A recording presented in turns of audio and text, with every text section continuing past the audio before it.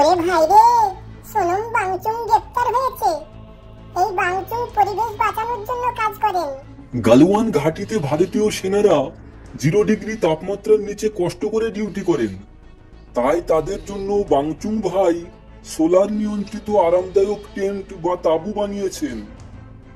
শীতের সময় বরফের গাদা বানিয়ে রাখেন, যা থেকে গরমের সময় চাষিরা জল পান।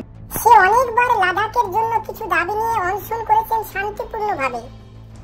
এবারও 15 জন সাথী নিয়ে শান্তিপূর্ণভাবে অনশন করছিলেন। তাদের মূলত 4টে দাবি ছিল। 1. লাদাখকে পূর্ণ রাজ্যের মর্যাদা দিতে হবে। 2.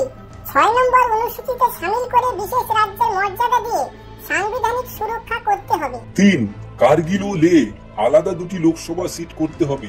বর্তমানে লাদাখে 1টি লোকসভা সিট আছে। আর সরকারি চাকরিতে স্থানীয়দের ভর্তি করতে হবে। হাজার হাজার যুবা পিঢ়ি এই আন্দোলনে অংশগ্রহণ করতে থাকে এবং আন্দোলন হিংসাত্মক রূপ ধারণ করে।